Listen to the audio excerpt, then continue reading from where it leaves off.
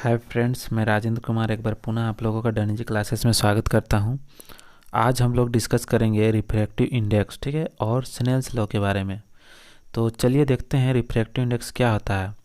तो refractive index that means speed of light in any medium divided by the speed of light in material, ठीक है। इसका कहने का मतलब है कि वैक्यूम में स्पीड का लाइट है 3 × 10⁸, ठीक है, मीटर पर सेकेंड।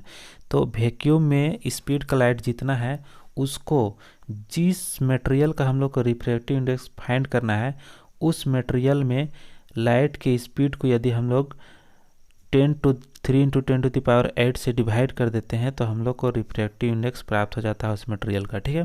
दैट मीन्स यदि सिंपल शब्दों में कहा जाए तो refractive index is the speed of light in vacuum divided by the speed of light in material, ठीक है। अर्थात इस लाइट का स्पीड वैक्यूम में जितना है उसको हम लोग जिस मटेरियल का रिफ्रैक्टिव इंडेक्स फाइंड करना है उस मटेरियल में उपस्थित लाइट का स्पीड से हम लोग डिवाइड कर देंगे, ठीक है। तो हम लोग को रिफ्रैक्टिव इंडेक्स प्राप्त हो जाएगा। चलिए देख लेते हैं क्या लिखा हुआ है इसमें। Refractive index is speed of light. Refractive index is the speed of light in vacuum, ठीक है, divided by speed of light in material, ठीक है।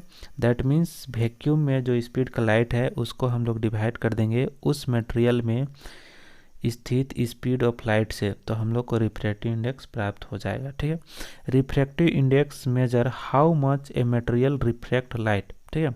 दैट मीन्स कहता है कि रिफ्रैक्टिव इंडेक्स से हम लोग को क्या पता चलता है कि कोई लाइट यदि एक मीडियम से दूसरे मीडियम में प्रवेश करता है तो उसका पथ में कितना रिफ्रैक्ट करता है, ठीक है, कितना वो पथ से अपना विचलित हो जाती है, उस चीज़ को दर्शाता है, ठीक है। जैसे कि देख लीजिए ये मेरा, ठीक है, देखिए जैसे ये मेरा लाइट इधर से आ रहा था तो ये सीधे नहीं जाता है और ये कुछ अपना राइट में मुड़ जाता है, ठीक है। तो इसी चीज़ को क्या करता है कि वो कितना विचलित होता है उस मटेरियल में जाने के बाद उसको हम लोग को मेजर करता है, ठीक है। Refractive index is denoted by N, ठीक है। रिफ्रैक्टिव इंडेक्स को एन से डिनोट करते हैं या फिर म्यू से डिनोट करते हैं, ठीक है। दो चीज़ों से डिनोट करते हैं, कहीं कहीं एन से या कहीं कहीं म्यू से डिनोट करते हैं, ठीक है। नेक्स्ट कहता है n is equal to c by v. n is equal to c by v where c is the speed of light in vacuum and v is the speed of light in material, ठीक है। n c क्या है?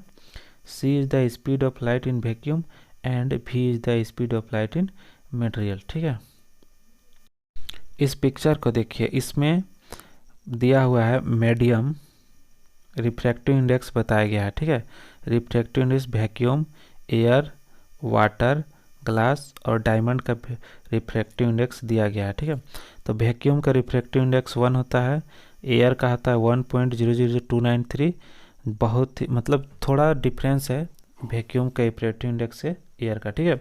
Water का होता है 1.33 और glass का होता है 1.52 और डायमंड का होता है 2.42, ठीक है। तो देखिए इसमें वैक्यूम का रिफ्रैक्टिव इंडेक्स 1 कैसे आया है, ठीक है। इसका बात करते हैं कि 1 कैसे आया है।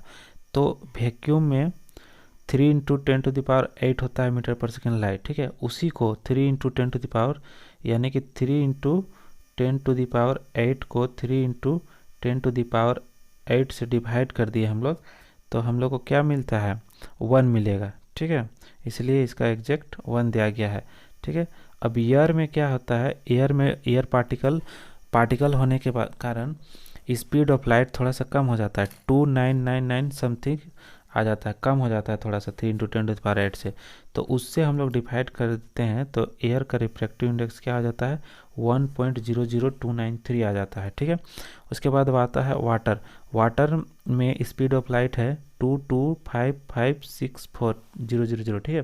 तो 3 × 10⁸ को इसको हम लोग 22564 से डिवाइड कर देंगे तो हम लोग का आ जाएगा 1.33, ठीक है। उसी तरह ग्लास का बात करें ठीक है, जो कि हम लोग का ऑप्टिकल फाइबर में यूज किया देखे हैं हम लोग कि 1.52 होता है ग्लास का रिफ्रैक्टिव इंडेक्स कोर का। ठीक है, तो इसको 3 × 10⁸ को हम लोग डिवाइड कर देंगे कितना 19368 को से। ठीक है, तो हम लोग को 1.52 आ जाएगा और डायमंड का आ जाएगा 2.42। सिमिलरली वैसे ही डिवाइड करेंगे। ठीक है, तो आप लोग को समझ में आ गया होगा। ठीक है, कि रिफ्रैक्टिव इंडेक्स क्या होता है।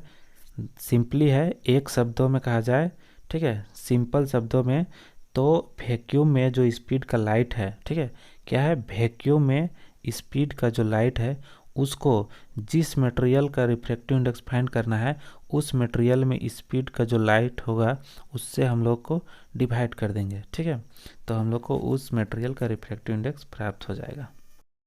अब हम लोग बात करते हैं स्नेल्स लॉ का। ठीक है, तो स्नेल्स लॉ को समझने से पहले यहाँ पे एक पिक्चर दिया हुआ है उसको समझिए। ठीक है, देखिए यहाँ पे ये आपका हो गया रेफरेंस लाइन। ठीक है, ये आपका हो गया नॉर्मल, और ऊपर में एयर मीडियम है और नीचे में ग्लास मीडियम है। ठीक है, तो चलिए देखते हैं हम। देखिए लाइट हम लोग का एयर से ट्रेवल करते हुए रेफरेंस लाइन से टकरा के ऐसे मुड़ जाता है। ठीक है, इसको जाना चाहिए था सीधा, लेकिन सीधे ना जाके क्या होता है, ये नॉर्मल की तरफ मुड़ जाता है। ठीक है, तो स्नेल्स का कहना था, जो एक व्यक्ति थे जो स्नेल्स, उनका कहना है कि जब भी एयर मतलब रेयर मीडियम से लाइट यदि प्रवेश करता है डेंसर मीडियम में, ठीक है, जिसका घनत्व अधिक होता है, तो लाइट यदि रेयर मीडियम से डेंसर मीडियम में प्रवेश करता है तो लाइट जो है नॉर्मल की तरफ बेंड कर जाएगा। नॉर्मल की तरफ, देखिए इधर आ गया है नॉर्मल, ये मेरा नॉर्मल है। ठीक है, तो इधर नॉर्मल की तरफ बेंड कर गया है। ठीक है, और यदि डेंसर मीडियम से यदि रेयर मीडियम में लाइट प्रवेश करता है तो वो नॉर्मल से दूर हट जाता है। ठीक है, जैसे यहाँ पे हम लोग अभी डेंसर मीडियम है, इधर नीचे में ग्लास, ऊपर में एयर मीडियम, तो डेंसर मीडियम से एयर मीडियम में लेके जाएंगे तो ऐसे सीधे जाना चाहिए था, जो सीधे ना जाके नॉर्मल की तरफ नहीं मुड़ता है। इधर मेरा नॉर्मल है। ठीक है, अगर यहाँ मुड़ जाता, यहाँ चल जाता तो नॉर्मल हो जाता, लेकिन वहाँ ना मुड़ के हम लोग का क्या हो जाएगा, नॉर्मल से दूर चलेगा, इधर जाएगा। ठीक है, देखिए दूर भाग रहा है। ठीक ना, तो क्या कहा था स्नेल्स ने कि यदि रेयरर मीडियम से डेंसर मीडियम में लाइट प्रवेश करती है तो लाइट हमारा नॉर्मल की तरफ बेंड करेगी। ठीक है, नॉर्मल की तरफ झुक जाएगी, और यदि डेंसर मीडियम से रेयर मीडियम में प्रवेश करती है तो हमारा लाइट रेयर मीडियम में नॉर्मल से दूर चला जाता है। ठीक है, तो इसी को स्नेल्स लॉ में दिखाया गया है। ठीक है, चलिए आगे देखते हैं इसमें क्या लिखा हुआ है स्नेल्स लॉ के बारे में। ठीक है,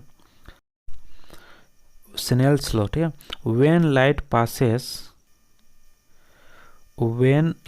passes from one transparent material to another it bends according to Snell's law.